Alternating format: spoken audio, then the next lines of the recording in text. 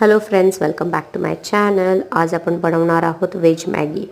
So मी त्याच्यामध्ये टाकलेलं आहे वटाणा, कॉर्न आणि कॅरेट मी चॉप करून टाकलेलं आहे. पीज आणि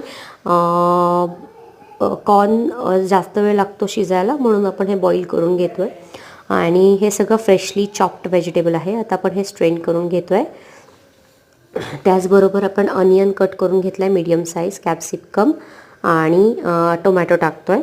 सो मी ऑइलमध्ये बटर मिक्स केलं आहे. बटर बर्न नको व्हावं म्हणून आपण ऑइल आणि बटर मिक्स करतो.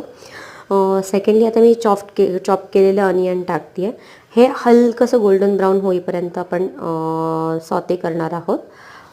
त्याच्यानंतर कॅप्सिकम टाकल्यानंतर आपल्याला अगदी 2 मिनटं हे फ्राय करायचं आहे.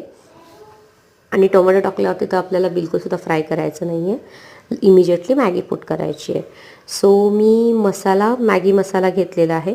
त्याच्यामध्ये एक पास्ता मसाला जो आहे तो मी ॲड केलेला आहे आणि little bit of chilli powder टाकलेली आहे, कारण थोडंसं स्पायसी आम्हाला आवडतं. सो मी ॲड ऑन केलेलं आहे त्याच्यामध्ये. सो मी तुम्हाला सांगितल्याप्रमाणे कॅप्सिकम अगदी 2 मिनटं सॉते करून घ्यायचं आहे.